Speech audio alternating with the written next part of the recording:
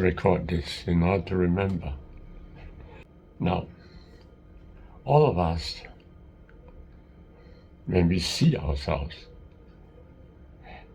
we are like reflected lights. The true source of light actually comes from within us. That true source of light hits us, our space-time. And then from our space-time, we reflect out.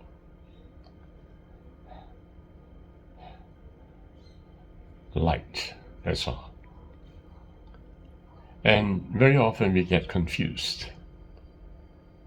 The light that we shine onto others is a reflected light. And when we see a friend, the friend is also shining a reflected light. And we are both shining a reflected light, but actually from the same one source, which is actually within me. Within his me also, but everyone has a me, but everyone's me is the same. It's the one soul. So from that one true light source comes forth many reflected light, you and me. And you may ask me, well, how come I'm actually shining a reflected light? Why am I not shining the true one light? The reason is because you come into this world with a body, and you come into this world with a particular space and a particular time.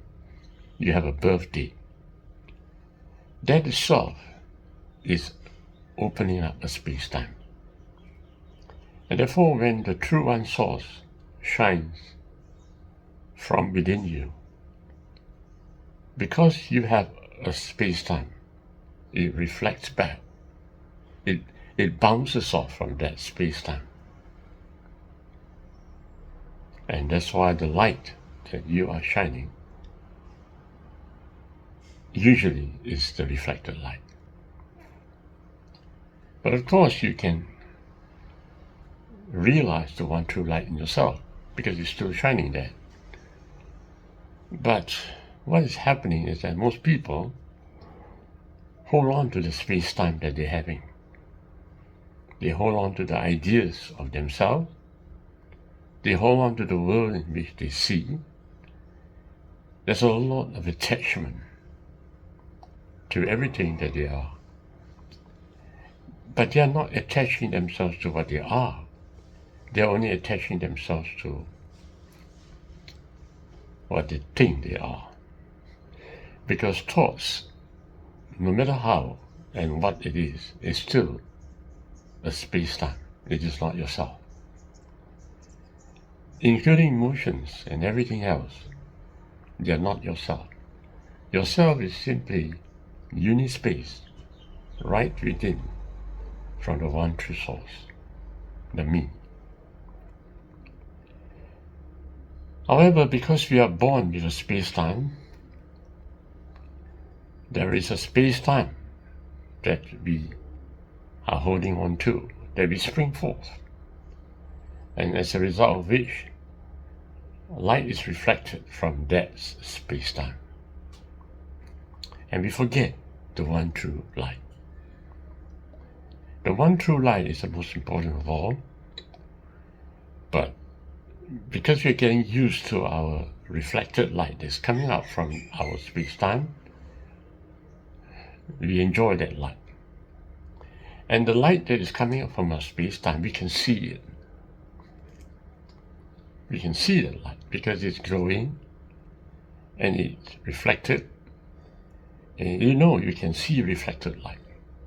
But you can't see light itself, but you can see reflected light. So it's the same way. When you look at yourself, you're looking at reflected light, which you can see. The one true light you cannot see. That is a fact in science. You know that. I don't have to tell you that the one true light you cannot see. Because light itself is darkness. But when it gets reflected, it appears to be lighted up and bright. So all of us are shining from our space-time, that reflected light. But your friend out there is also shining the reflected light from the same one true source. Let me emphasize, from the same one true source. So your friend over there is actually yourself. You don't realize it, of course, because he holds the space-time. He thinks differently. And why is that so? Because he has a space-time. He has a birth and a time and a location where he was born. So he's different from you, so to speak. But actually, in truth, if both of you can nullify yourself back into the one true source, you'll find that both of us are one. That's what Jesus said, my Father and I are one. Yeah. We all come from one, and unto one we shall be. So, while we are born into this world, there apparently appears an identity. This identity, the persona which we hold on to, is how you might call it an identity, an ego for ourselves,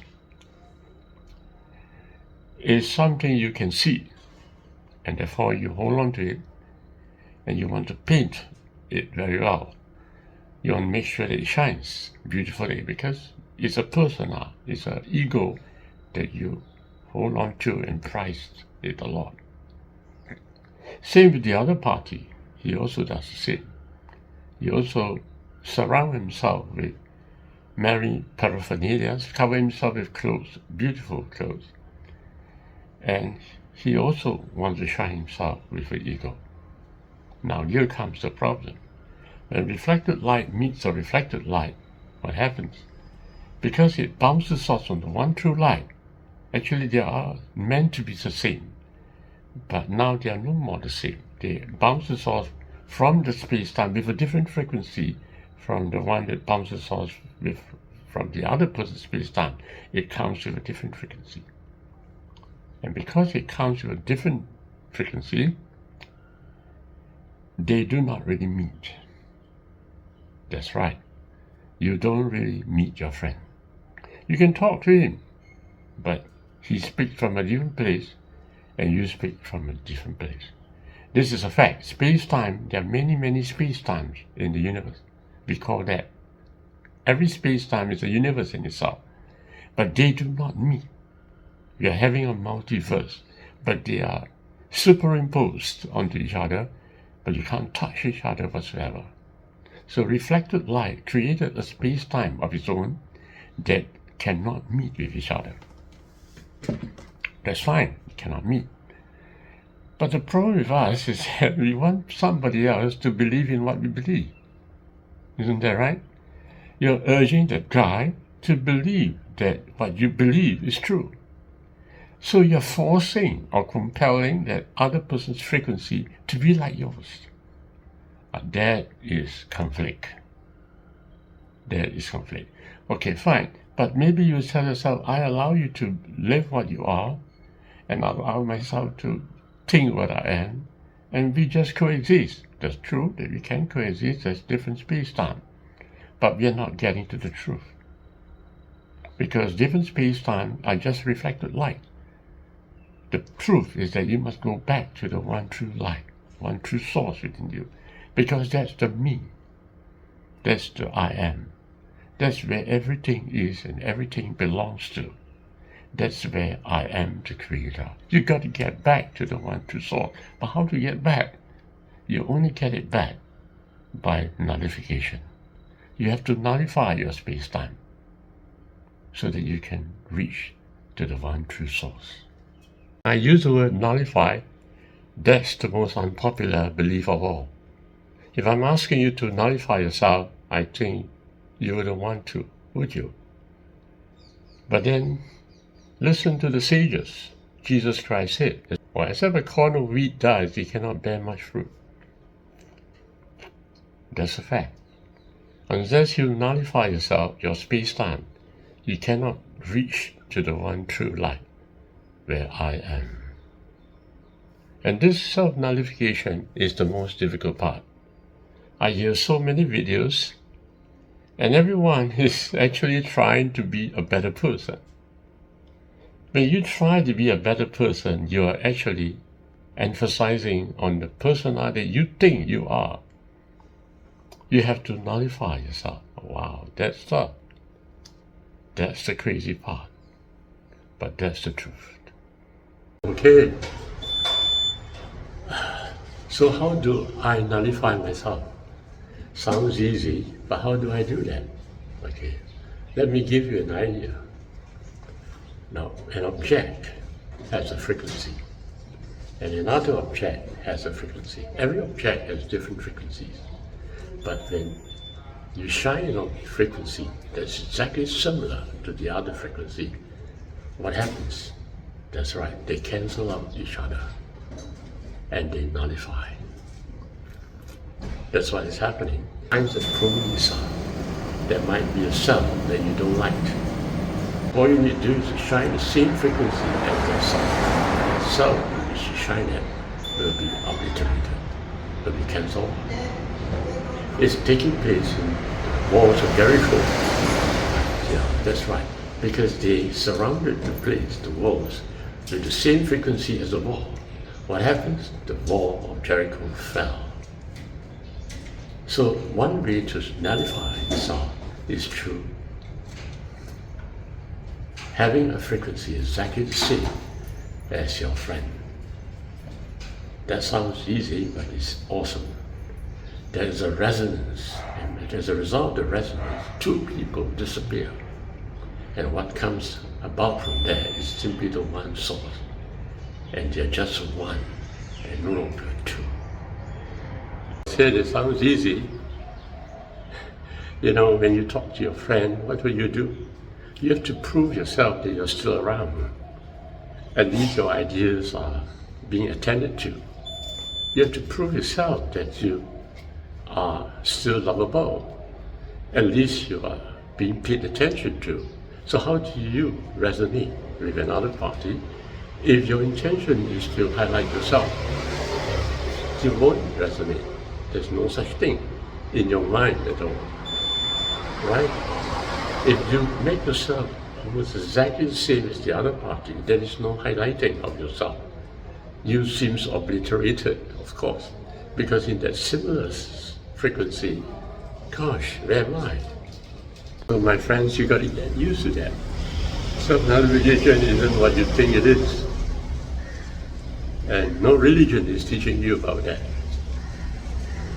You have to self-nullify and by resonating with your friend. And look, we do that. But I'm telling you that you have to do that. Follow my videos. I'll show you more.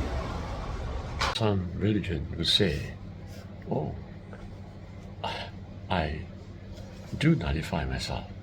I'm told that I should crucify myself. Some people say that. And then there will be people who tell me that, well, I will meditate until my thoughts are all removed. And in this way, again, I nullify myself. But I always tell them, yes, but your religion also tells you that because you're doing that, you will be enlightened. And because you're doing that, you'll be foremost in the heavens. That you'll be like a child of God, or you will be going to heaven. So I'll tell them that.